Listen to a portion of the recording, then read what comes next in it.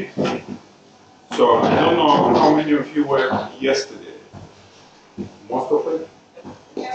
Right. So yesterday I was talking primarily about single flux quantum circuits, so what they are, how they operate, etc., etc.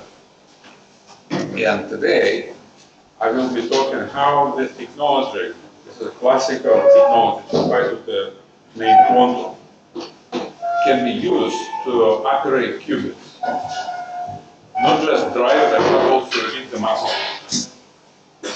So that's the subject of today. So that's my lineup. That's what I'm going to talk about.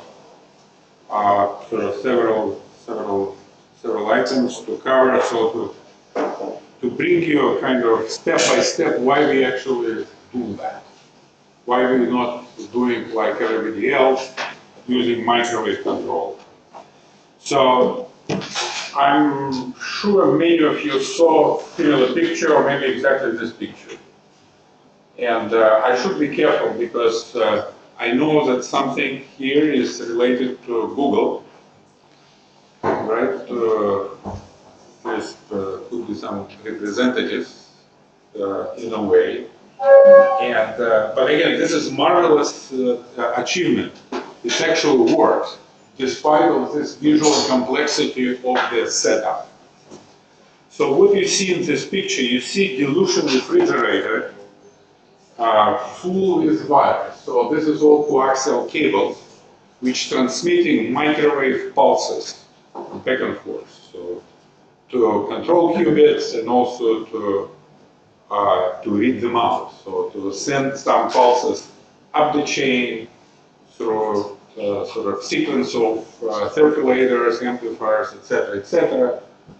And initially it will go up the dilution refrigerator from that.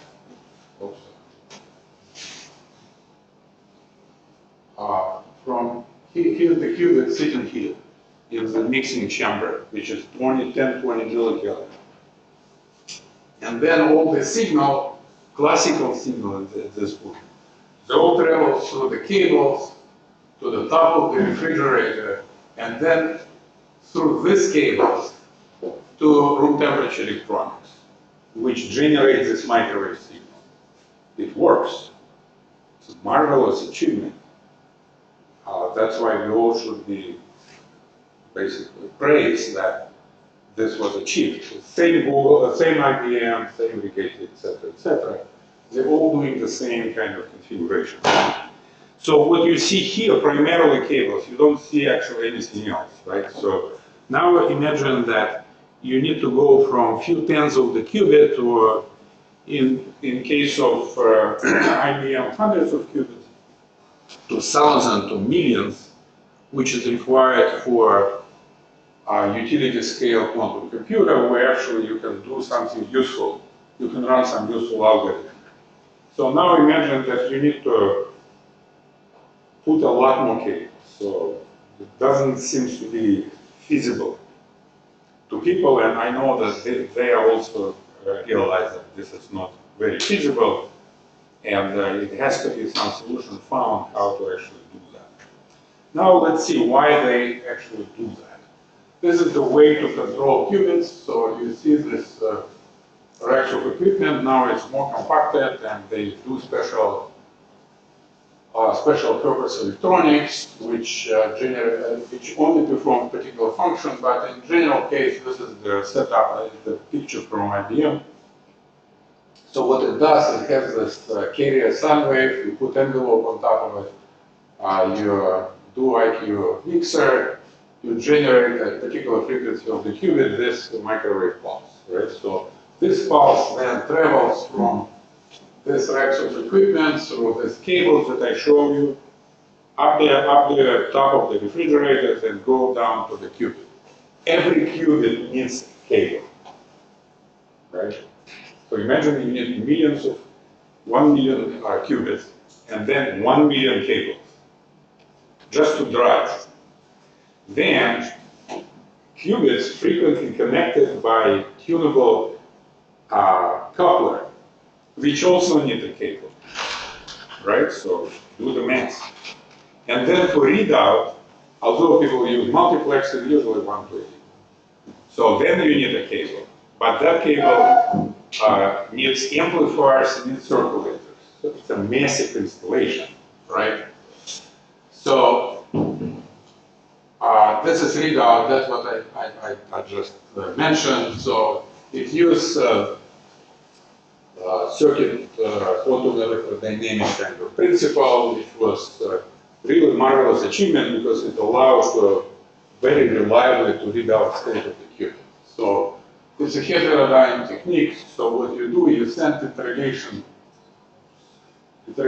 pulse from AWG, this is auditory wave generator, down the refrigerator through these cables, and alongside you attenuate 20 dB, 20 dB, 20 dB at every temperature stage. So then the signal goes into a resonator which couples to the qubit. Transponder is just one example, but you can use Plutonium qubit, etc. I don't know whether you're familiar with the qubits. I assume you are, because I don't have slides to explain you what qubit is. So anyway, so depending on the state of the qubit, this interrogation, the phase of interrogation pulse will be shifted. So as it's shown here, right? So for the state of the qubit, 0 ground state, it will be in one phase, and if you're in different state, you will have different phase, and amplitude also will be changed. So it's a dispersive readout. This sort of a simple vanilla type experiment, and people use it. Everybody using this principle since circuit QED was introduced. So now all qubits are read out this way, very reliably. So, but yeah. Why we first attenuate the signal and then we amplify the signal? So Yeah, simply. Why we attenuate the signal that goes to the qubit? Looks illogical, right? Looks stupid. But this is the only way, because qubits are so low power, right? So if you flood it with the power, you won't see anything, because the energy spacing, the spacing between this energy state is very small. So you really have to operate in single photon regime. So a single photon or very few photons, or microwave photons, are needed in order to work the magic, in order to control qubits, to read them out. So otherwise you will destroy basically quantum state of the qubit. So that's why, of course, the better way is to generate very low power signal and deal with that, right? But imagine that you generate very low power signal at AWG at room temperature. Then, when it gets down, it will be all noisy. In front of the thermal noise, it will be buried in the noise. And while it travels to the wire, it probably will be lost through losses in the cable. Although this cable are superconducting below 4 Kelvin superconducting cable, very expensive. Japanese selling it, I don't know who else, but everybody buying it from Japan. This cable is very expensive. So cable is $5,000 one case. All right, so that's why you have to start with the high power, then you attenuate to the level you need to work with the qubit, and then the very faint signal is read out, and then in order to bring it up with and be distinguishable at room temperature, you need to amplify it. And you need to amplify it not just using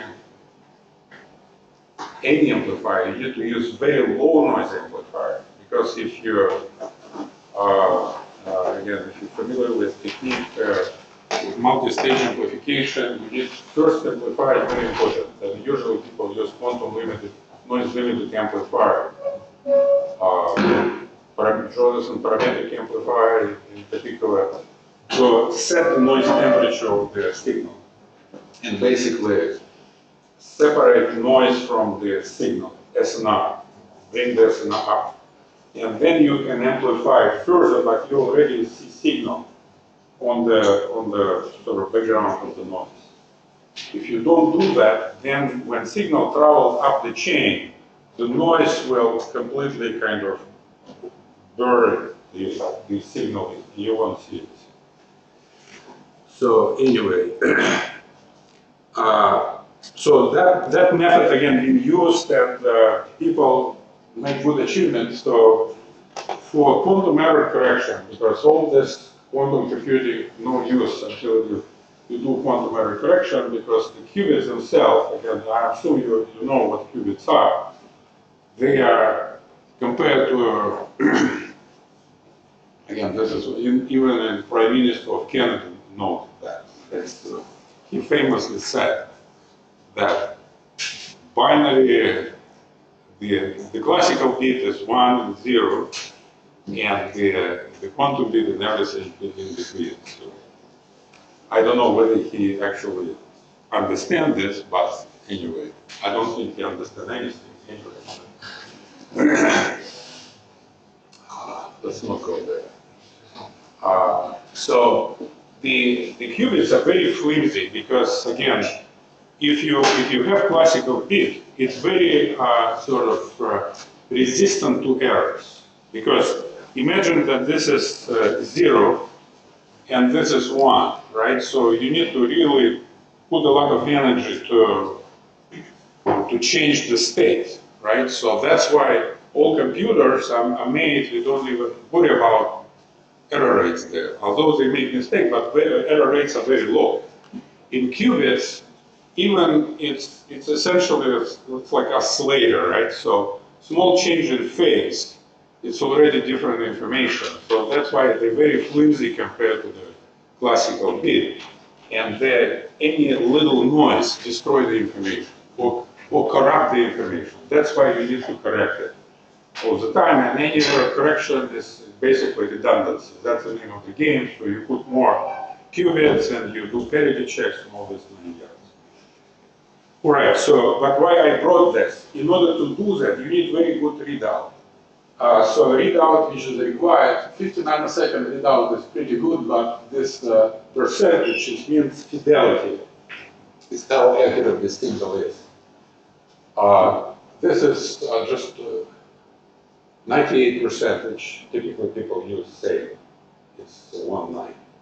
But you need 3 nines, 99.9, in order to be above the threshold, do efficient quantum error correction. So despite that the method works very well, it's not sufficient for quantum error correction implementation. So now, again, this is just 1 qubit. Now imagine that you have many qubits. So now you have to put this multiple chains like that in one fridge. There's all this, this is just attenuated, but look at this. This is actually more important because you have this filters, you have amplifiers, you have Kemp amplifiers at 4 Kelvin, etc., etc. And then it finally, at room temperature, it goes to analog to digital converter in order to, from analog signal, from these 2 different phases or frequencies, to say, okay, this is 1 and this is 0. Yes? Do they ever think they'll like read multiple qubits at once? Yeah. Multiplexer is used, and the typical multiplexing ratio is 8:1.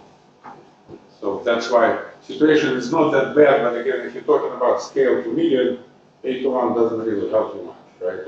Or even 16:1, let's say, okay. So you have 1 cable per qubit for driving. For tuner, you have 1 qubit, one cable. And then you have on readout, you have 8 times less. It's again not much help. It's again, people do that. They do this frequency division multiplexer when they each resonator in 8, for example, they do it in different frequencies. So when you send a radiation signal, it goes to particular, it couples to resonates to particular resonator. You know that you read out this qubit. Or you send multi-tone signal, and each tone goes into a particular qubit. When you read out, you know which qubit you read out. That's the thing. All right, so let's now go to, this is why the system are complicated. It's amazing that they do work. So hats off for these guys. So they really made a good job making it work. But it's complicated. So now look at back to 1948, the first computer, ENIAC. It looks similar, right? So because it almost has pretty much control for each gate in this computer, and it's again based on lamps, etc., etc. Again, this configuration is very similar to what you just saw. So how we got from these big computers to this computer, to that one, right? How we did that was introduction of integrated circuits. As Fairchild, Intel, they introduced this ideas that you integrate multiple gates into same chip, into one chip, and do all, if they need parity checks, they also integrated there. A number of the pinouts, these pinouts, right? Small as a number of gates. So that was very important item, that you disconnected number of your active devices from number of input outputs. That's why you're able to go from this big sort of cable-rich system to these computers that you all know about, so you're happy. And in fact, IBM, even in the 60s, they kind of realized that, and they decided to formalize. They wrote a simple kind of theory. It's not even theory by any sort of standard that you have in this room, but it's more of an empirical kind of observation. They're saying, okay, in order to do a real sort of integrated circuit, real computing, it has to follow this so-called Trenz rule, where they calculated all these coefficients, basically connected number of gates and number of input output. And they're saying any practical device should obey some particular range of this coefficient P. If it's above that or below, it means no good design, right? And that's what brought us computing. That is the rule which all modern computers obey. If you start to calculate how many gates and number of wires, it's all pretty much there. There is no fundamental reason why quantum computers should not obey this basic rule of computing architectures, right? Should be the same. And in fact, the guys from Intel, they wrote a paper.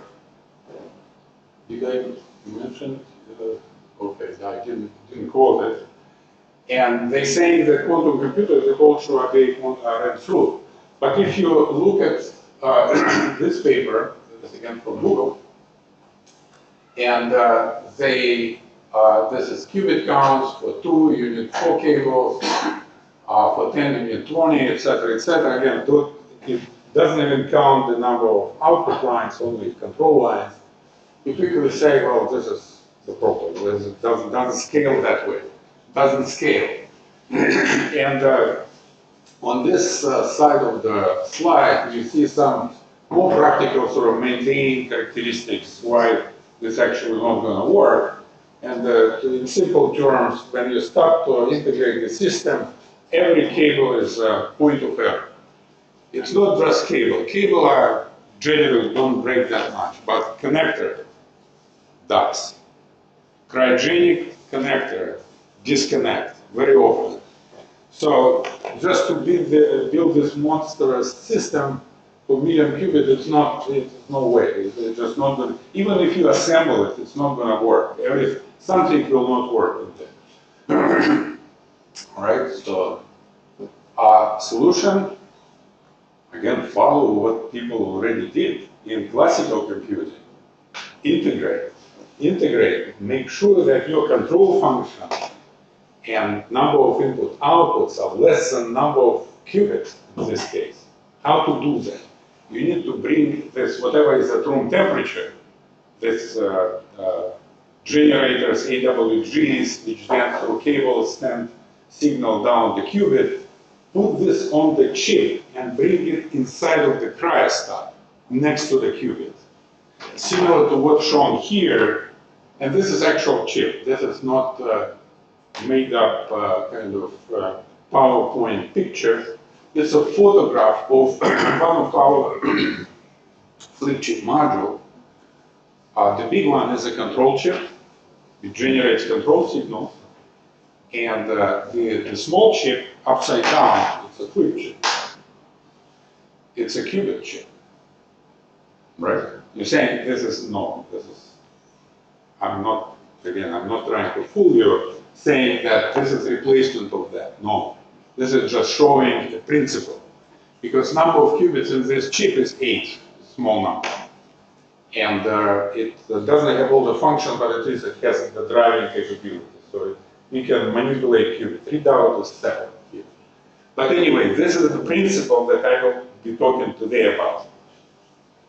Of course, in order to scale the big system, we need to, I think this type of system still can be one chip. You can integrate, like in Google case, this is 53 qubit or 72 qubit, they on the same chip. So you could put a classical SFQ chip also to control all of them. That is possible. So it will be again similar to that one. But if you talk about million, obviously it will be multiple modules like that in the cryostat, quantumly interconnected through its RF, its usual simple RF cables. So you can connect not even RF strip lines, so printed on a PCB, that kind of thing, and you can integrate. So imagine that there will be multiple modules like that packed into the cryostat. All right, so. Short question, what are RF? Short question, what are RF? Radio frequency cable, microwave cable. Any coaxial cable, this is RF cable. So, but this is cheaper. Right, because they have to be very high fidelity. Any distortion. Imagine that you spend all this thousands of dollars for expensive equipment, you generate this precise waveform, and then you send it through the cable, and the fidelity of the cable there, at the end of it, where the qubit is, you see some very distorted signal. You will have distortion anyway, even with good cables. But if distortion is small, you can pre-distort. For example, if it all tilted this way, you intentionally kind of send this type of signal, so when it's distorted, you will get what you want. Right? So it's called pre-distortion. All right, so let's go into this sort of. I think now I convinced you that cryogenic control is good. We need that in order to scale the system. Some people still don't buy it, by the way. They're still thinking that maybe they can somehow simplify the system and get away with the most favorite kind of story that, okay, we cannot put 1 million qubits obviously in a refrigerator, that's again totally understandable, but we can put many refrigerators, right? And then we connect them quantumly using, for example, optical links, right? But the problem is that to be conducting qubit, they are in RF domain, radio frequency domain, microwave, 5 gigahertz, right? Optical frequencies are much higher. So you need to transduce these frequencies. But it's not just transducing in classical terms. You have to not to lose quantum information. So it has to be quantum linked. And people working on this, but it's still not real, not developed yet. So, but in principle, yeah, if you have to transduce it, you can have a bunch of cryogenic cryostats, refrigerator, 100 of them, and they all will be connected through cables, and all together, hopefully, they will act as a one computer, maybe. All right, so, but everybody is sort of on their realizing IBM, etc., they're all working on trying to develop cryogenic control. Because that's sort of common knowledge that you have to do that, not to scale. And again, all these big companies that I mentioned, they all have some side programs on doing that. There are two approaches. You can use cryo-CMOS, right? Cryo-CMOS means CMOS at 4 Kelvin, typically. Microsoft trying to put it at even at millikelvin, but it dissipates so much that you can only operate very slowly. For Majorana type qubits, it's even too slow.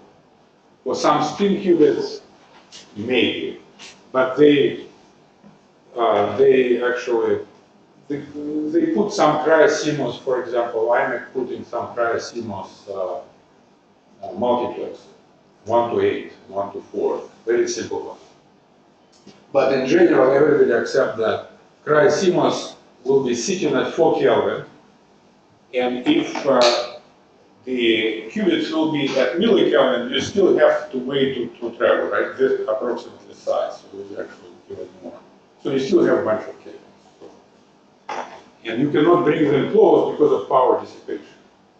So another alternative that we're pursuing in our company, we're doing superconducting electronics, and specifically the superconducting circuit that I talked about yesterday, right? So advantage that they are very low power and very fast. Disadvantage that compared to cryo-CMOS or CMOS, the scales are very different, so you cannot put a lot of complexity into SFQ. It's not developed as much as developed as CMOS, maybe in the future. So therefore, when we initially saw that, okay, that's nice, of course, technology fundamentally is there, but to do AWG, which AWG is arbitrary wave generator, this microwave box that you can buy, which generate this microwave sort of pulses. And they can run up to $100,000, for example, or $20,000, depends on sort of properties, the features. So when we say, well, now you need to use SFQ technology to build AWG, no, that's people use billions of transistors to make AWG. Now we need to use what, billion of junctions to make? No way. We're not going to do that. Fortunately, people at Wisconsin Medicine, they found a way to control qubits directly using SFQ pulses. So instead of sending microwave pulses down the chain and down to qubits, they bombard them with SFQ pulses, as they generated by Josephson junctions. And qubit rotates in very, very accurately where you need it. If you want to rotate them pi over 2, you can send the pulse pattern and it does that. If you want to rotate pi, you can also do that. You can repeat it twice, for example, and so on and so forth. So once we realize that that is possible, so you don't have to go through this pain of recreating microwave electronics is presently used, basically copy-paste of what's done in CMOS, to say, okay, that looks like a viable thing to do, and that's why we started up SEEK and started to actually work on that. So this is, again, yesterday somebody asked about question of comparing CMOS, including cryo-CMOS, and there is this typical, again, this is a very, very much traditional way of comparing. You have gate delay here, power dissipation per gate here, and the multiple of the product of that parameters are usually the parameter which you compare different technologies. So you see that SFQ technology, or SFQ in particular, are much more advantageous compared to CMOS. That's why you can operate SFQ electronics at the millikelvin next to the qubit, right? So that's what we use. So this, again, I talked to you yesterday about it. So this is all nice, but again, when we started to actually try to do that, we realized that, well, still not good, too much power. And then we started to think, where is the power? Because every pulse is 10 to the minus 19 joules. And if you drop the critical currents, because you can do that because the thermal noise is low, you can drop it to 10 microamp, for example, or even lower. You gain another order of magnitude in power, you can reduce it further. So what's the problem? And the problem is here. This resistors, you use them to distribute DC bias. It's not, again, this is just practical things to do, but turns out that you cannot really use this traditional SFQ technology to operate qubits. So, and as shown here, summarize that majority of the power actually spent there because it's a DC bias constantly running through a resistor, you have ohmic loss, it's like heaters, so no good.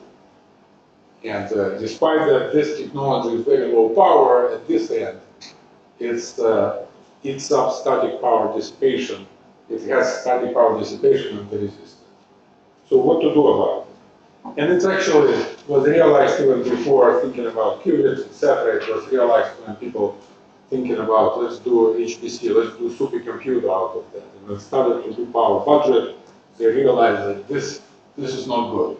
So fortunately, it was figured out that instead of resistor, you can use Josephson junction and inductor to do bias distribution and not to spend power.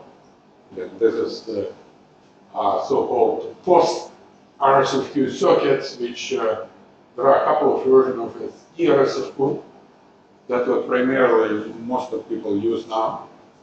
And there is ESFQ, which is a little bit different version, but you cannot even see there's much of a difference compared to them. And they all have the same feature that this static power dissipation eliminated. Now you can go back to this original power dissipation that we're happy about. That power dissipation in this logic is again back to fundamental power dissipation related to final, processing of final. So you see a very simple formula. This is bias current, IB, this is phi naught, which is H over 2E, right? And this is frequency. So that's simple. So now you can say this can be used next to the qubits. In fact, the story behind it is even more, a little bit more curious, funny, I would say, because this is not entirely true. When you generate a pulse, right, the energy will be in the pulse. And we assume with this formula that this pulse will be spent when you drive the qubit, right? When you generate a bunch of pulses, 100 pulses, you send them to qubit, all 100 pulses will be kind of used up. And that's why that will be the power dissipation. However, when you look at the qubit energy, which you need is energy of microwave photon, for example, and energy of this SFQ pulse, they will be very disproportional. So it's too powerful.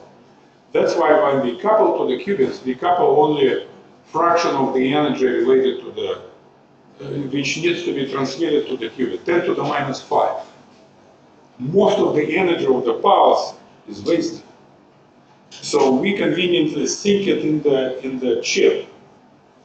So this formula stands. You say that's what we deal with.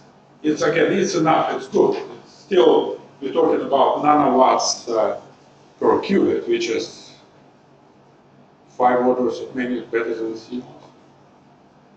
Yeah, 4 orders. Anyway. Good number. But at the same time, you realize that you still don't do a good job. So you're still wasting a lot of energy. So if you would be able to this pulse, not to think it to the ground on the chip, but take it off the chip, you will spend even less energy. You can spend in, let's say, hundreds of picowatts per qubit. But in order to do that, you need to have very high fidelity cable which connects next, not this coaxial cable, but just like a thing which connects to the next temperature stage. So pulse comes in and comes out. So nothing is kind of wasted on the qubit chip. Right? So that's some digression. All right, anyway, in practical terms, we use this RSFQ technology, eRSFQ technology, instead of traditional SFQ. This is to build this all different drivers. The other kind of peculiar thing that when you, in SFQ logic, the most important parameter is the product of critical current or Josephson junction and inductance. Now, as I mentioned to you, we operate at millikelvins, we drop critical current by 10 times, approximately. So, because the product needs to stay the same, so inductance has to be 10 times larger. So instead of this inductor, now you have that one. So you either do meander, and that becomes ugly. So in order to do that, that's why I mentioned last time that we use high kinetic inductance. It's a thin layer of, let's say, niobium nitride with high penetration depth. The lambda is much higher than the thickness of the film, so that's why prime contribution to inductor will be kinetic inductor. So then again, then you can shrink again your circuits. All right, so this is the fabrication process. It's standardized and actually offered commercially. So we're fabricating this chip in-house, and this is a little advertisement. Sorry for that. This is a commercial slide, but I put it thinking maybe some of you would want to fabricate chips, and this is a good way to get that fabricated. So you have process APW wafers. This is a multi-project wafer. So similar to like people doing in CMOS world, multiple universities, they send their design and combine it to a single wafer. So you don't have to pay for the entire wafer. It's a way to cheaply produce fabricate chips. So we all actually do that. Yes. Suppose you would get material with kinetic inductance 100 times more. Is it useful for your purpose? That's a great question. For the circuits, we don't. But for some applications, for example, last week I heard a talk of Oleg from KIT, who were working on Josephson junction with this, based on granular aluminum with very high kinetic inductance. And what happened that the speed of fluxoids in this case becomes so slow that they actually squeeze. And the most important that the impedance of this junction become closer to 50 ohm. So you can make 50 ohm Josephson junction, which is unusual. So for logic that we're working on, which I didn't describe yesterday because this is very new, called superconducting sustainable ballistic logic. You need these high impedance lines in order to connect to our logic. So that would be useful for that purpose, not for this circuit. All right. So now, just to summarize of what I just said.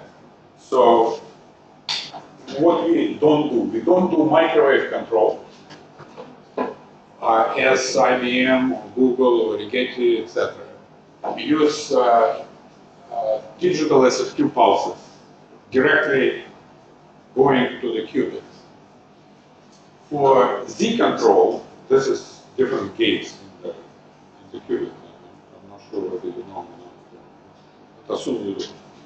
We use flux bias waveform also generated on the same chip. And for qubit readout, we use also the circuit, which I will talk about, which can detect the change in the phase of the readout signal on the same chip. And in fact, once we start to integrate all this SFQ circuit on this, we can do some classical pre-processing. For example, some quantum error correction pre-decoding, if not decoding, full decoding, but at least pre-decoding, so multi-stage decoding. Anyway, to do parity checks, etc. Right? So again, this is now, let me explain you how we actually drive the qubits. So this is what I described, that what most of the people do. They use room temperature electronics to generate signals, and they manipulate qubits. This block sphere is a typical way to present qubits. If you want to rotate it from ground state to, let's say, equator, fire the 2 pulse, they apply this microwave signal. So instead, we generate SFQ pulses on the chip, the big chip, and send it through about 10 micrometers, say 10 micrometers apart. You can do less, but optimal is 10 micrometers. Without any wires, right? They capacitively coupled. So it's a wireless communication. So you capacitively couple SFQ circuit to the qubit. And instead of microwave pulse, you send this pulse pattern. So each of these lines is a kind of cartoonish representation of SFQ pulse. You send this sequence of pulses. And in fact, what's happening is that instead of continuous drive of the qubit, you send a little pieces of energy to the qubit. Again, 10 to the minus 5 of the energy of the pulse. So it's a discrete way of driving the qubit. So imagine that the analogy, okay, I think I have a better slide. Yeah, that one. Analogy is the following, that imagine that you're in a playground, right, with little kids. You were kids also, I was too, right? And you remember the swing, right, that children like to swing. And I didn't see the parent, for example, another kid trying to drive it continuously, sort of going with the swing in order to achieve the proper amplitude and frequency, right? Probably nobody does that. So what people do? They kind of kick it in the right moment. And by kicking, you can achieve whatever amplitude you want, right? You of course don't know the kick, so it won't, fly away, etc. But it's the same principle. So instead of continuous driving along the block sphere in order to rotate from ground state, for example, to equator in one sort of swoop, you kind of kick it in the right moment. So again, in very simple kind of resonant driving, you kick it with one pulse, and it goes to the along the block sphere, then precess. There is a Larmor period, obviously, of any oscillator, and you wait until it goes in the same phase, and you kick it again. So you send multiple pulses, and you arrive to exactly the way you want. You can say, well, how accurate is this? Any discrete, you have quantization error, right? So you have discretization error. So basically, I want to reach this goal in steps, right? I made big steps. I reached very fast, but I can, the last step, if it's exactly equal, I can, knock the wall. Or I can be, I didn't reach it. So there is this quantization error is that there is a distance you need to travel, but you need to accurately calculate the steps you need to make, right? And in this kind of condition, that means that you need to select capacitance to make proper steps, right? And again, that's not practical because capacitances are, they fabricated. Once they're fabricated, they're done. If your fabrication spread of, let's say, transmol, this is, again, it's a linear, imagine this non-linear inductor, so that would be transmol, right? In this case, it's just oscillator. So the frequency may not be commensurate with this coupling capacitor you choose. So in order to do that, then you have to do something a lot more, a bit more sophisticated, I would say a lot, but not to make this step all equal, but you can use your SFQ electronics to make something more fancy. This is one example that how you can do that. For example, you can place these pulses not equidistant, but you can use this pattern, fancy pattern. For example, in this case, instead of this equidistant kind of steps, you can use more sophisticated pattern, and you can achieve your goal very quickly, right? So, or if you make equidistant, you will achieve this goal in what, 10 to the 1,000 time steps, right? It means that, of course, you can make very small steps and you can get there, but it will take some time, right? If you are coherence limited, because any qubit has some lifetime, right, called coherence time. So you can, of course, crawl very slowly to arrive very precisely to where you want, but it will take a long time. So you don't want that. You want fast qubit, fast case. You want do it fast. In order to do it fast, you need to be more sophisticated. And that's why this kind of more complicated pattern can be used to actually do that. And just for you to, infidelity, this is what I talk about, this 4 nines, 3 nines, in 10 to the minus 4 is 4 nines, etc. That's how, basically accuracy on how you can reach a particular destination on the block here, right? 5 or 2. Typically for 1 qubit gate, you need 10 to the minus 4, this 4 nines. For 2 qubit gates, 3 nines, probably acceptable. You can do better. Yeah, that's a good question. It means that your pulses would have to be differently spaced. So the, again, very simple-minded approach, which is described in this paper, this one, this paper. I just put some simple things, put shift registers, a bunch of shift registers, memorized particular pattern I want there, which was kind of calculated ahead of time, and then I apply clock, and this patterns shifted out in a particular spacing I want. Yeah, that will work, but it will mean that I have to put shift register, so I need to put more Josephson junction, I need to put more power.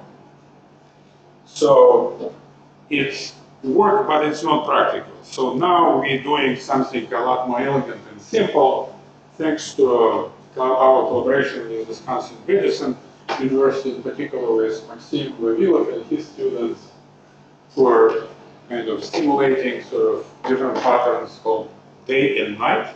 I don't have time now to go into this, but it basically means that some pulses navigate you to along the block sphere, but there is a danger. All these fidelities, the most frequent error is going out of the computational space, exciting too much, so it goes not through the next excited level, but above. In order to prevent that, you need some pulses to suppress that.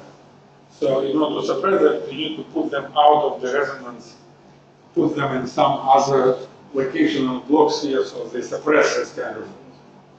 You can read papers if you want. So there is a way to achieve this high fidelity driving with single pulses using sort of simply generated sequences, which you can achieve 4 nines, for example, fidelities. All right, so let's go further. All right, so this is not something that is only exists in simulation. People in multiple places done that. Syracuse, Wisconsin, Madison, NIST. It's all validated. So the people achieve in fidelities 3 nines, 98.8 fidelity was achieved by these guys. In our company, we achieved 3 nines. It's simple resonant pulsing. So that will be soon published again. But I can tell you that in this case, you really have to manage the number of pulses to the single pulse, which goes into the qubit. And that's again, it's a very simple resonant pulsing, like described here, this one, like this blue one. But really, every pulse, especially at the end, matters. If you drop one pulse, you're already below than 3 nines, so you have to be very accurate. So that was a lot of tweaking drop that was achieved. But it shows that even these simple-minded sort of the most simple patterns, you can achieve 3 nines, which is pretty good. So with more sophisticated, you can achieve higher fidelities. Yes. Can you compensate bad coupling of the control to the qubit by a sequence, or does the capacity have always to be exact, not an exact value? So, because I mean, the capacitance, the coupling determines how large the step of the pulses. Right. Does the capacitance have to be a very specific value to meet, or can you compensate every? It's, you know, the capacitance is set in fabrication, right? That once it's set, it's set. So then the energy of the pulse is also set, because they're all quantized, they're identical. That's why SFQ pulses works, but for example, optical pulses, because this approach again, if you start to go back in time, you say, well, in quantum optics, people use that, but they never were able to achieve good fidelities because every optical pulse is a little bit different. In this case, because they quantized by sort of fundamental properties of superconductivity, every pulse is identical, so we don't have to worry about sort of differences in pulsing in each pulse. So you miss, for example, capacitances, overshoot or too coupled too strongly or too weakly. So you can compensate it by number of pulses that you need to set. And what if, for example, your goal of higher pulse is exactly between 2 pulses? So does that happen? Is that a problem? So yeah, that's what I said. That if you couple too strongly, it means that your steps are too big, right? So in order to do that, one way to say, okay, I will use 2 capacitances. One will be big steps and one will be small steps. And then I will mix them up. Or another way, as was mentioned here, I use this kind of patterns which are non-uniform, but allows to trajectory will be not that kind of straight as here, straight line, but will be more sophisticated, even going back a little bit, and eventually it will arrive to the point with the high precision. Yeah. Did you use this approach with transports only, or with some other qubits as well? Yeah, for transmons, that was verified. The majority of people use transmons, and that's what these numbers are. They are for transmons. This whole transmon. And we mostly work in this transmon. But you can use it with fluxoniums, for example, as well. At the APS meeting, March meeting, we had a talk about using them for fluxoniums. But fluxoniums, the story about fluxoniums is such that this is charge drive, right? Because you send your couples to capacitance. Fluxoniums are not good with charge drive. They're more sort of compatible with magnetic drive. So therefore, although you can drive that way fluxoniums, but better if you drive them with magnetic pulses, which couples through transformer magnetically, and we do that too. And if you have different qubits, semiconductor qubits, and they're amenable for either magnetic drive, flux drive, or charge drive, that can be also used. For spin qubits, for example, story a little bit more complicated. Not all spin qubits. Yeah.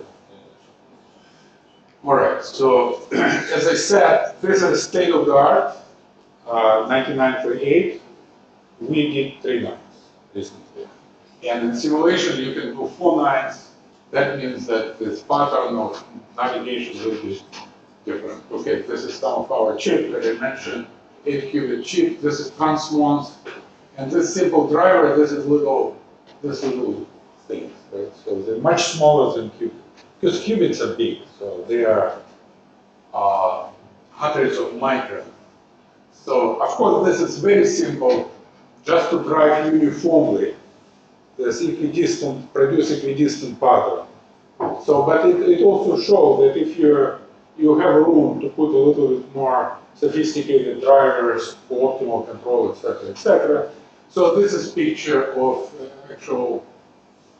So this is fluxonium, this is transmon chip, this is our control chip, and this is just wire bonded to the carrier, etc. And let's go to the numbers.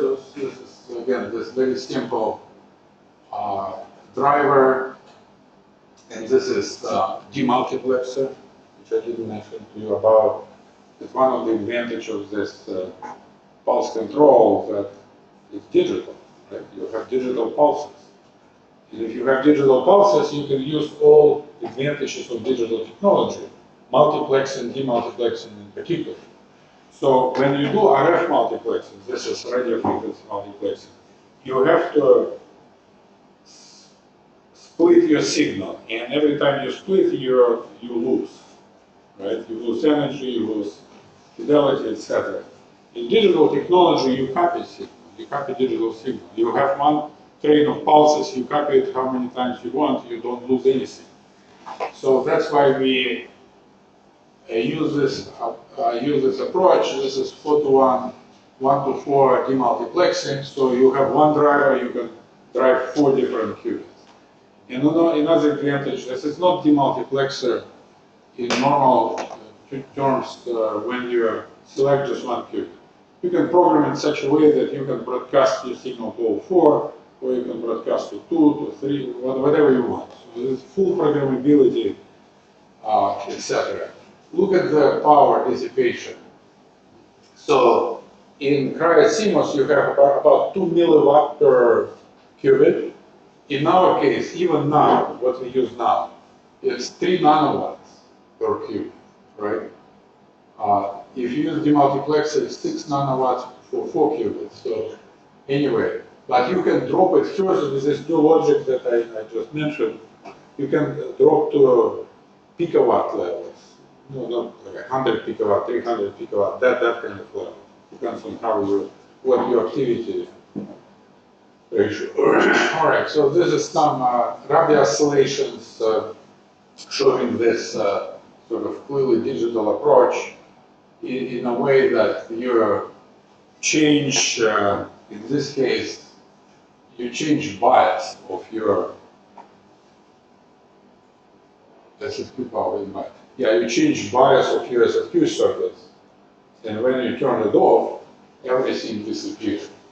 So bias actually increases in this way, right? So below 0.2, you drop the bias, SFQ circuits stop operating, so your Rabi oscillation disappeared. Or you apply two small external sound waves, for example, to generate SFQ pulses in DC to SFQ converter. We discussed this with Andrei just before this meeting. And you also have this no operation, etc. It's just illustration. In Europe, this is typical sort of chevron, which again, everybody who testing qubits knows that's what typically you need to see whether it operates and everything works pretty well. As I mentioned again, 2 qubit gates. 2 qubit gates, you have 2 qubits, and you need to couple them in various ways in order to exchange the information, to do this gate. And the typical way to do it is to do magnetic coupling for the tuner, so it couples on couples in the qubit. Or for fluxoniums, as I was just answering the question, the previous questions, you can use magnetic drive. And this particular driver is for fluxonium drive. When we don't do charge drive, but magnetic drive. What does it mean? We generate magnetic waveforms on the chip, which means what magnetic waveform? Just current through the loop, through superconducting loop. In this case, what we need to generate this trapezoid. I don't know if it's legible, you can see it. You see these 2 trapezoids with some distance between them. So these 2 trapezoids would allow to achieve 4/9 fidelity of the fluxonium, of the one qubit gate. So, and this SFQ circuits, which consist of 4 counters, can generate this fluxonium. Each counter is responsible for rise time, flat portion, and a sort of full time, and then the distance between the qubits. This testing is done with just squid coupled just to see functionality, but you can apply this for, again, either for tuner between 2 qubit gates, for 2 qubit gate, or for fluxonium to execute 1 qubit gate.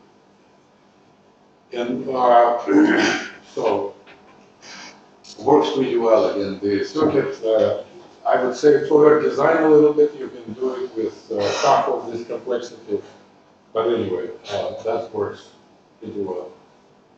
All right, so let's go.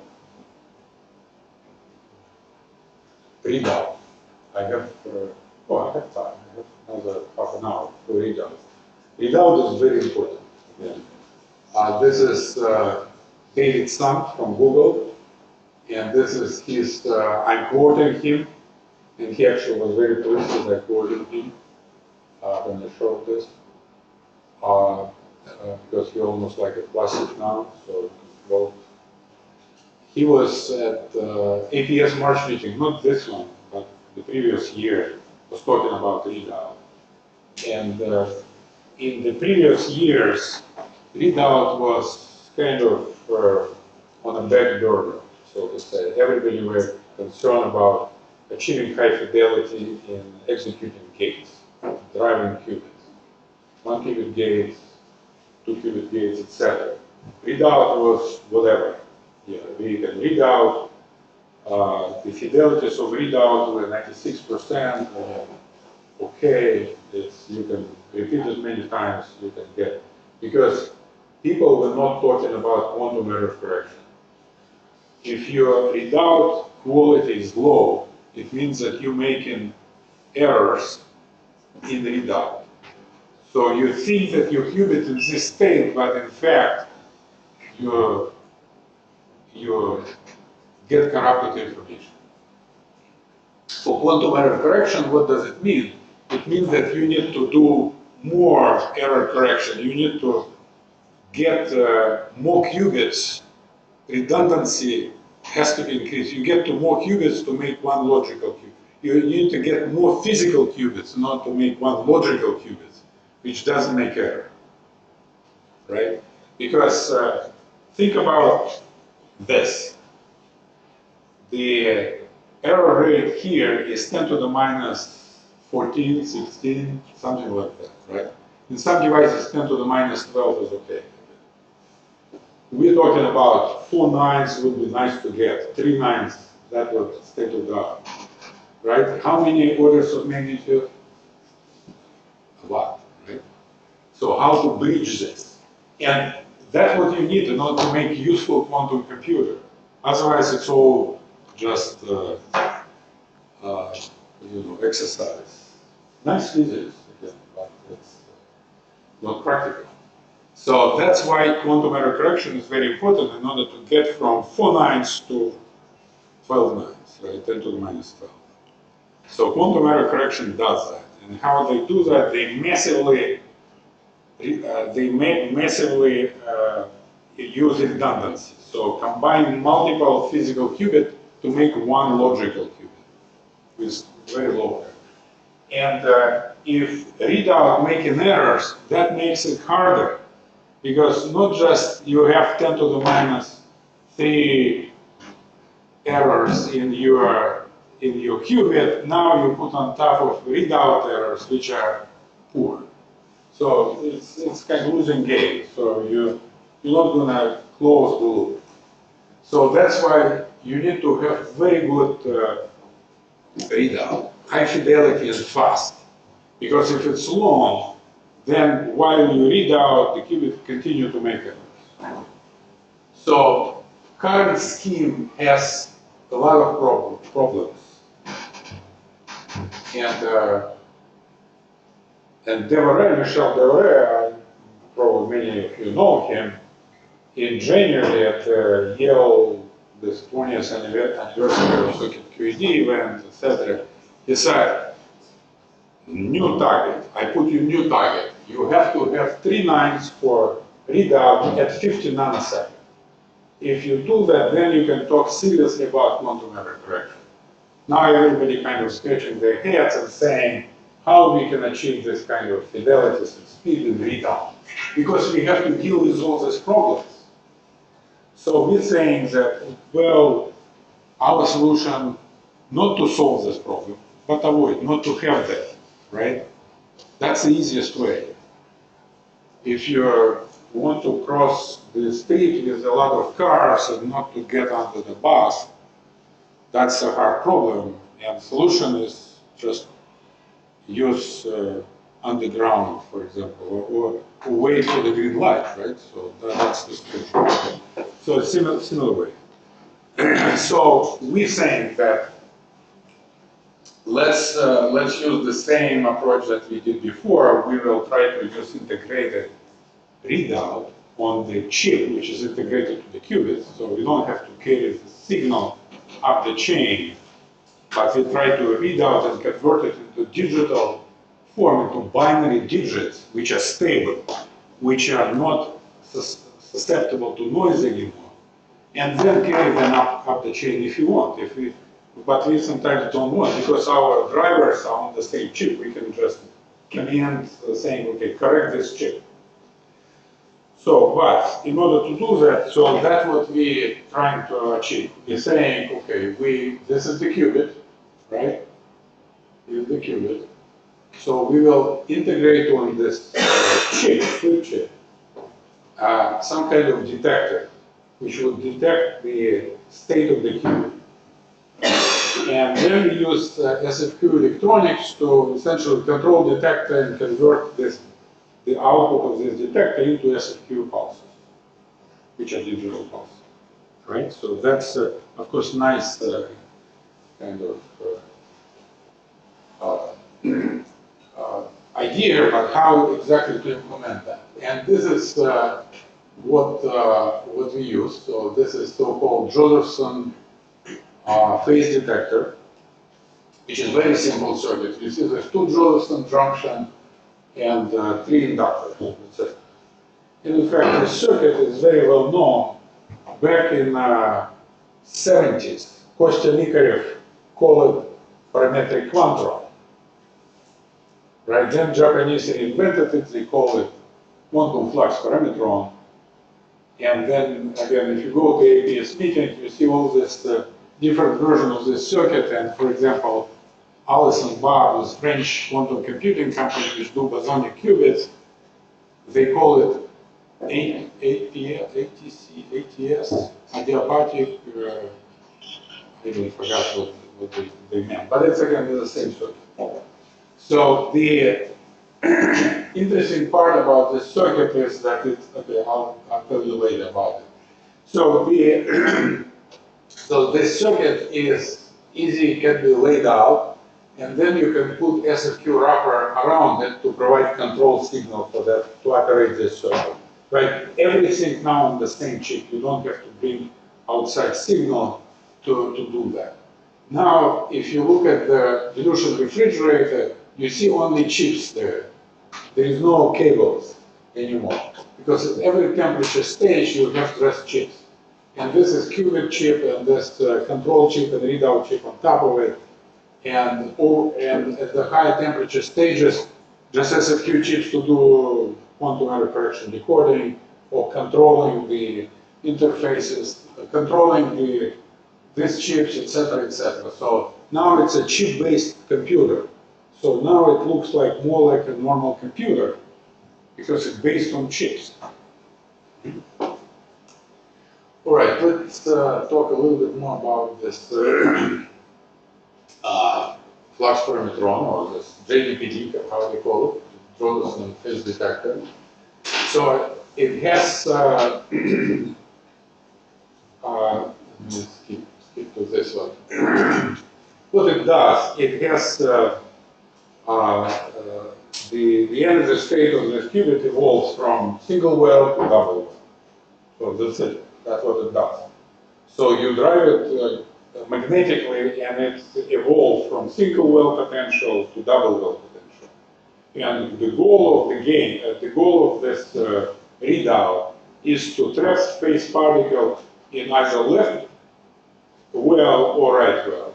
And that will be two different values that you can read out. So what you need to do, you can say, let me design it in such a way that trapping in left well would correspond to qubit state 1 and another qubit state 0. That's it. So you again still using circuit QED type principle. So it means qubits connected, coupled to the resonator. Did I show it before? Yeah, you see this qubits, two transmons, right? Resonators. This is a readout resonator. So you send a pulse, interrogation pulse, which you can either send from outside, or you can generate it on chip using SFQ circuits, and it goes to this JDPD, right? So now this pulse is shown on this trace. So you see blue line and orange line. This is two different phases. In circuit QED, that was, again, dispersion readout is also used. Depending on the state of the qubit, you have different phases, right? So, as shown here, so you see orange and blue phase shifted. So, JDPD is shown here. The state of the JDPD is shown here. Initially, it's a single well. That's the starting point. Then the pulse arrives, readout pulse arrives, readout waveform, which modulated by state of the qubit comes. And you see that it starts to kind of, depending on the phase, it starts to oscillate this way.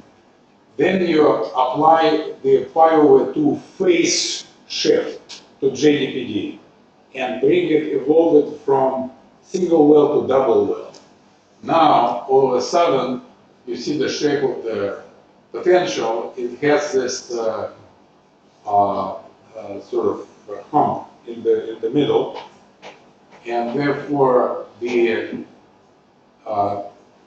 let's look at this. You see this started to, the phase particle goes on the left well or right well, depending on the phase.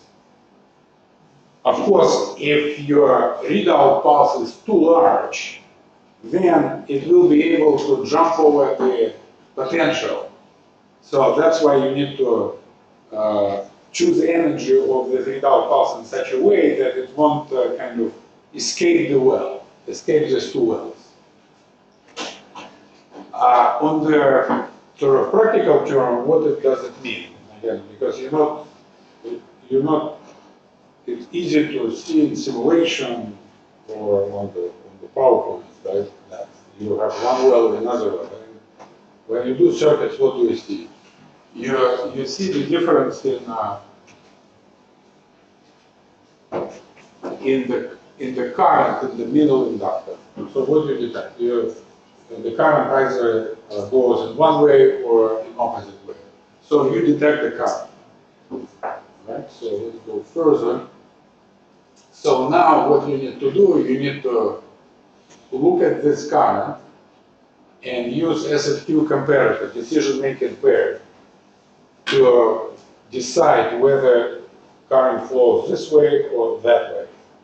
And the comparator or decision-making pair, based on this input information, either will create a SFQ pulse or don't. So that's click or no click. So that's the simple way.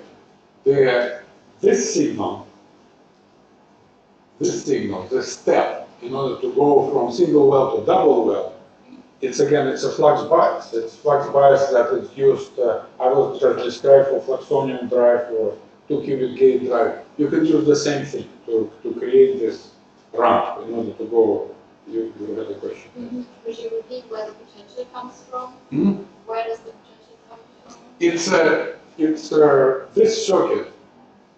This circuit depends on the flux bias. It has two potential energy state, as a single well or double well. That's the characteristic of this circuit.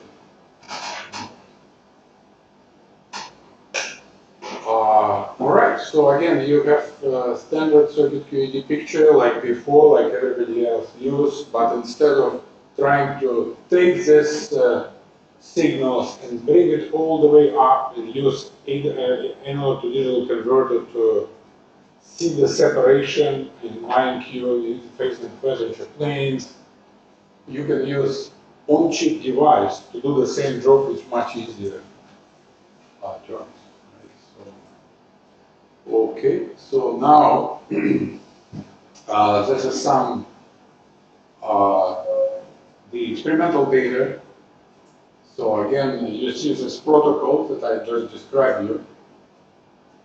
This is the same protocol. So you send interrogation pulse, you flip the potential to evolve from single well to double well, and you shift the phase, and you measure this curve. So, and this is probability.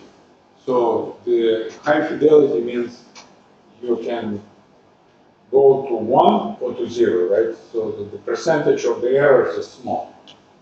This slopes are no good. This is gray zone. That's where you don't want to be. So you want to either stay here and there. So if your phase shift is significant, for example, you have pi phase shift, you can detect it with very high fidelity. So 99% is kind of already demonstrated. So this is some experimental data that we did just without SFQ wrapper, just with JDPD. So it works pretty well. And we, for example, validated with tunable resonator. So we tuned the resonator without Qubit, just to show that it's operational. And you can see that it's not just particular one experiment out of everything bad and one trace is good. No, this is a histogram which shows that with many repeated experiments, you get a very good separation between two different phases. So fidelities are pretty good. And again, these pictures are very clean, repeated many times. So JDPD works pretty well without Qubit. Now we integrated with the Qubit and showed, again, I cannot show it here because it's not published yet. but it works pretty well. Again, there is some, I can tell you some issues with coupling the qubit to the resonators, which is on separate chips. So the question whether it's a single photon power or not, so that is still debatable, but if you use many photons, that works pretty well. Again, we now need to tune sensitivity in such a way that JGPD can operate in single photon regime. Okay. So now let's look at the rank rules again. And this is where state of the industry is. And we say for 2 qubits, we're not going to get much. So -1 wire. With 10 qubits, still 3. So you get it. You get an advantage. With 100 qubits, it's 31 wires. And with 1,000, you're still below 100. So Rand's rule applies now. If you calculate Rand's rule, you put this coefficient in the right way it should be. So this is very good news. So looks like this approach will get you to a real computer in sort of general architectural point of view. Because now, if you talk to computer scientists or computer department, go to ACM conferences, for example, this ISCA or whatever the names, when they talk about architecture of computers, and you say, okay, here's the quantum computer, and this is how it looked like and architected. They say, well, this is high energy physics detector, it's not computer. Because it's all wires, cables, etc. And every detector connected to outside control. That's not how computers are done. Now you're talking. So now you can say that this looks like a computer. But it needs to be done. It's still there. Now let's see what we have. So this is dual fridge. And again, I'm not showing you our latest design, so this is, again, conceptual design. So, but the main message is here. So you have module, quantum module here, which consists of controllers and readout chips. It's actually a single chip, everything integrated. And the qubit chips, GPUs, the quantum processor, bundled together. And you can put multiple modules like that around. And on high temperature stages, this is about 100 millikelvin. This is 10 millikelvin stage. This is 100 millikelvin. This is 600 millikelvin. This is 3 Kelvin stage, 50. So you can put different chips, because when you conduct an SFQ chips, they work on all temperature stages all the way to 3 Kelvin stage.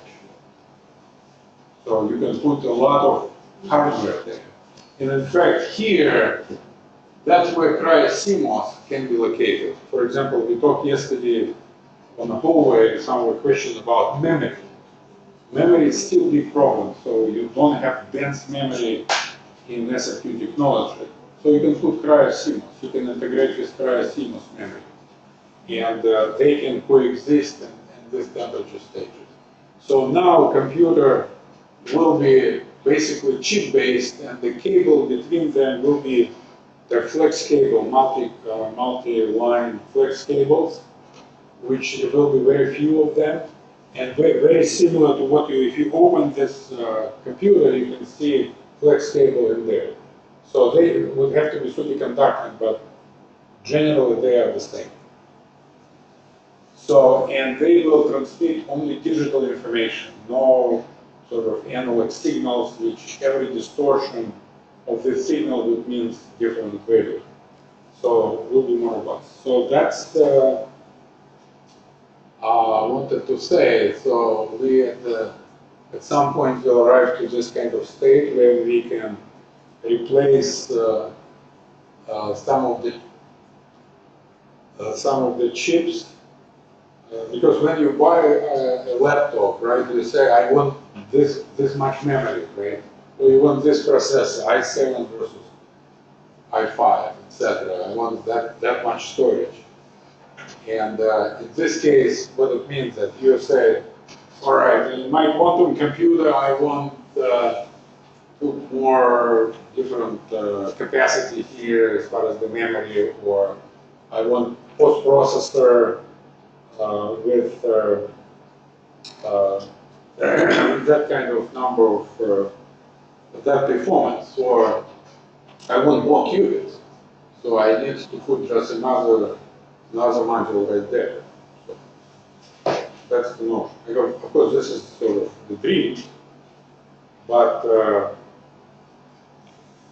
the approach is this. The approach is again as normal. All right, so that's finally the table, which compares in more arithmetic way analog approach when that's what people are doing now with digital approach. That's what I described, trying to convince you that that's the way to go. You may believe or may not. But again, this is sort of approximate numbers. I think this is the most important, that the number of the power dissipation per qubit with this type of control is orders of magnitude less, 4 to 5 orders of magnitude. And the cables are much less, and that's why 1,000 qubits is that's what IBM did recently. And the funny about IBM that they announced this 1,000 qubit machine, and immediately the same day they say, we're not going to do this anymore, because it doesn't make sense. Now we will use 133 qubit chips, and we'll try to integrate many of them, realizing that they have to deal with this problem. And you might say, okay, what is it, space problem or what, or power problem? The problem is that each coaxial cables bring heat to the refrigerator. So refrigerator primarily dealing with the heat brought from outside through the cables. So this is not just number of cables per se and their unreliability. It's a heat which goes through the cable, leaks to the from outside to the inside of the device. And again, we know this very well because in the previous day I described our system that we developed at Hypress and commercialized it. And we used Sumitomo Cryostat, a cryocooler, the 4 Kelvin cryocooler, and 70% of the heat capacity goes to cool cables, not the chip. So that's the issue. All right, interference. I actually didn't talk to you about interference, but just for the final few thoughts. When we talk with practitioners in quantum computing, they all bring this up. They say, okay, this is good, but what about interference? Because the SFQ pulses, they have broad spectrum, right? Because they're sharp, so if you look at the Fourier transform of these pulses, you have many frequencies. They say they will interact, they will bring something up in the system when you integrate many qubits. You guys just don't understand the complexities of the multi-qubit systems. They say, okay, let me show you test results. And we showed them our 8-qubit chip, which is a good vehicle, and we drive 1 qubit with the pulses and look at other qubits and see how they react. We see no trace of interference. They say, okay, that may be okay, but flux driving.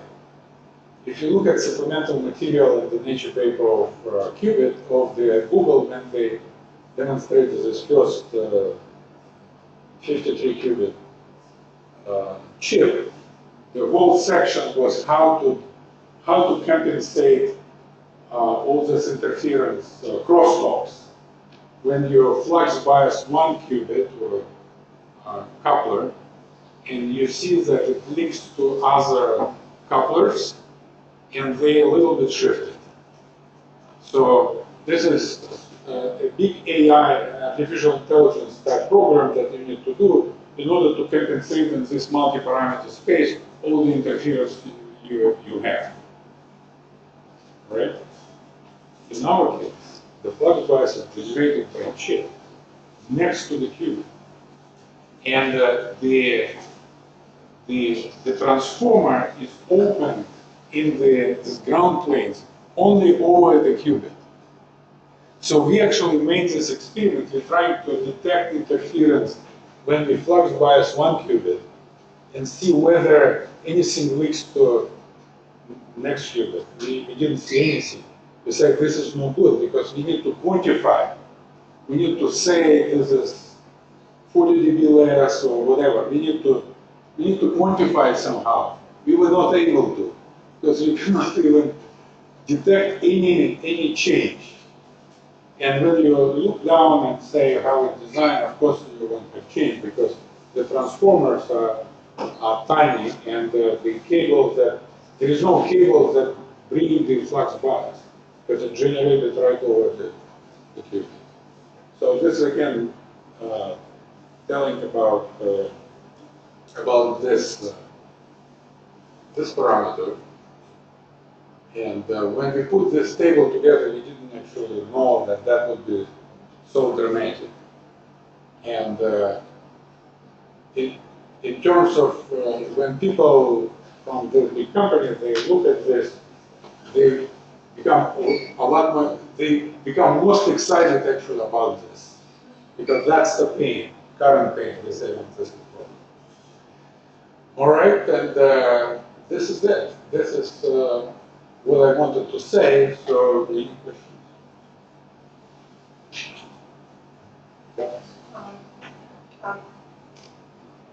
As I explained, it was Qubit gigahertz range, like 5 gigahertz. Would it go in higher ranges? Yeah, that's a good question. People actually thinking about going to high temperature stages, high temperature stages by increasing higher frequency. Because again, frequency and the thermal population, right, they related. So for example, fluxonions are typically low frequency. They're in like 100 megahertz, for example, heavy fluxonions. And when you would like to initialize it, it always will be 50-50 between 0 and 1, right? So you have to go through a complex sort of driving in order to arrive to particular ground, for example, ground state. So that's why people want to be higher frequency in order to tolerate higher temperatures of operation. And Amazon, Chicago University, etc., they're investigating this, I think KIT as well, investigating this niobium-based qubit, this high depth and therefore high frequency, which can operate maybe at not at 10 millikelvin, but at, let's say, 1 kelvin, or at least hundreds of millikelvin. But the drawback, or let's say a threshold for acceptance is such, because let's take IBM. They're saying we spent already hundreds of millions of dollars on our quantum program and optimize control electronics to drive our 5 gigahertz qubits, 7 gigahertz readout. Now you're saying that you will offer us, let's say, 70 gigahertz qubits. So what kind of electronics we need to use? Now control signal should be at 70 gigahertz, right? Where will they get this? So it has to be totally new design. In our approach, we're saying, okay, that means that we need to drive, we need to increase clock to higher clock frequencies, but everything else remains the same.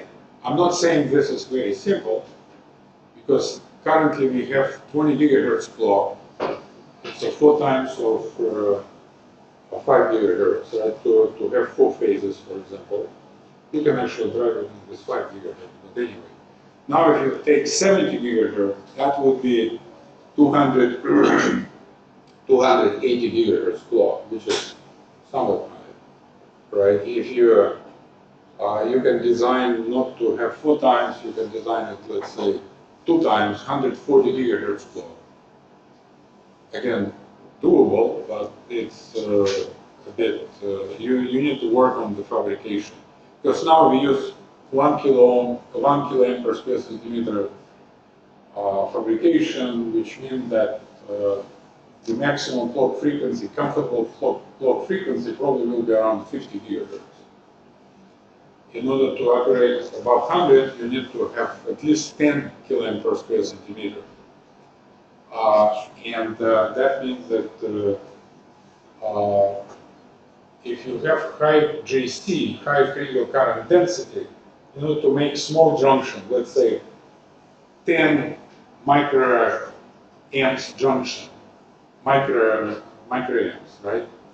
So it means your critical current is what? Is multiplication of critical current density to the area of the junction, right? If critical current density goes from 1 to 10, then the area of the junction should be 10 times less. So it means lithography is more expensive. Yes, you can do that, but you need to spend, instead of our current lithographical machine with 248 nanometers wavelengths, it's krypton for laser, deep UV. You need to go to next node, which is 193 nanometers wavelengths, which is still, again, a little less use this lithography. Machine uses stepper. It's more expensive. So, again, if investment allows to do that, that's possible. I have a question about the fidelity of the couplers, transformers. Is that a limitation? In the sense that it's pretty fast, so when you put it together, it is what it is. Right. And yours is the best. Mm-hmm. Is that a problem? It's, again, any of these fixed parameters like capacitance or transformers, they are fixed, you're right, so they're fabricated. So in order to tune, the tuning is your pulses. So in charge drive and capacitance, as I mentioned, it's a number of pulses. So instead of 100 pulses, you need to have 110 or 103. If for the flux drive, it means that the trapezoid that I show has to be shorter or longer. So that's kind of thing. So we select the length of the trapezoid by integrating counter. So for example, the flat portion of trapezoid is 8, I'm telling you the actual numbers that we have, 8 clock ticks. So it waits for 8 clock ticks before it falls down, right? So you go up 16 clock ticks, then you wait for 8, and then you go down another 16. So instead of 8, you would have to program your counter to do 12, for example, or 11. It means the counter would have to be programmed. That's still, I mean, if you wanted a large number of lines, then you still need more fidelity. Yes, but again, fabrication spread is not that large. Again, it's not, when we talk about these flexibilities that we need to build, you would like, people say, well, I'd like flexibility from, the whole spectrum. But in reality, you don't, because it's what? It's plus minus 10% in the worst case. But usually, passive elements are fabricated with plus minus few percent. The biggest sort of the problem with fabrication is the frequency of the qubits, Johnson junction essentially. But even with that fabrication spread, people use different annealing methods. We discussed the other day, right, with the Getty methods, with Oxford quantum circuits methods, and IBM with the laser. So the IBM actually have a problem because they have their 2-qubit gates is cross-resonance gates. In cross-resonance gates, the frequency of the qubit has to be very accurately chosen, otherwise it will be frequency collision. Cross-resonance gate is when you have 2 qubits and you drive 1 qubit and they are detuned, and in order to execute the gate, you drive 1 qubit on the frequency of another, vice versa, cross-resonance then. And that gives you the advantage that it's actually, I would say it's an ugly gate, but it's the advantage of it, that it gives you natural C0 control knot element, which is a very important gate in algorithm and quantum refraction. So that's why they stick with that gate. But the requirement for frequencies are very strict. So without this annealing method, they would be dead in the water. But they're able to achieve it. And you don't need that. Anything like that. We would benefit from that, of course, but yeah, we don't need it.